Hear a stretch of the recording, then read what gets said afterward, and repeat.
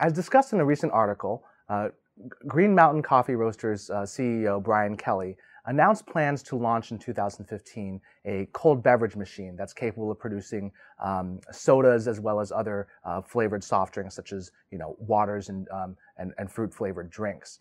Now, Kelly's announcement came with several caveats. There's still some ways away from developing this machine into something that could rival the Keurig coffee machine, but there are some key hurdles that he identified as being important for the machine to have success.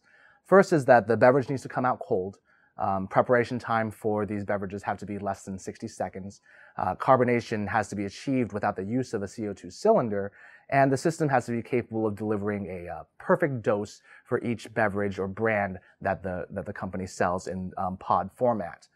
But with the recent news that Coca-Cola and Green Mountain have reached a 10-year agreement for the creation of Coke-branded pods at the cost of Coke purchasing 10% stake in the company valued at $1.25 billion, it appears that Coca-Cola at least has faith that Green Mountain will be able to succeed with this machine. This agreement obviously has huge potential for both companies. For Green Mountain, the benefits are that it now has access to a proven brand. Coca-Cola alone, aside from the wealth of different sodas available, such as their Coca-Cola Classic, Diet Coke, Coke Zero, also has spent many years developing brands outside of the carbonates category, such as different vitamin waters, different ready-to-drink teas, even a line of sports drinks. With this agreement, Green Mountain will be able to produce pods with brands that consumers recognize. A big key to the success of their Keurig coffee brewing system, with deals such as with Caribou and with Starbucks and Dunkin' Donuts. For Coca-Cola, the benefits is now that they will have a presence in the growing at-home beverage market, which really is only has Sodastream as being the main player there.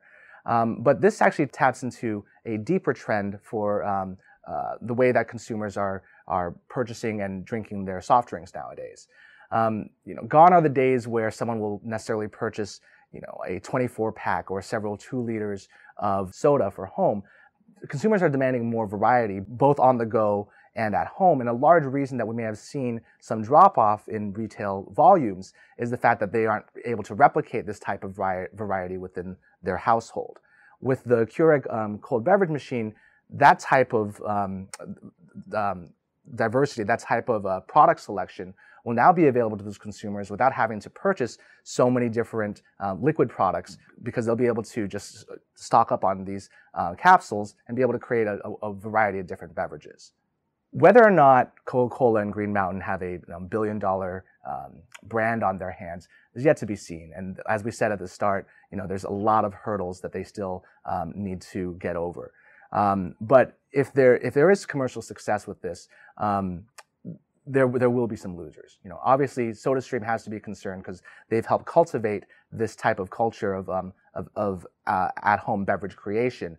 But with this machine, if it's proven to be superior to Sodastream's contraption of using a CO2 cartridge to create these beverages, then they could definitely be facing some stiff competition.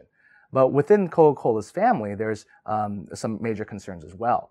If more people are creating these beverages at home as opposed to purchasing them from grocery stores, Coca-Cola's network of bottlers and distributors could be facing some loss in terms of both revenue and volume.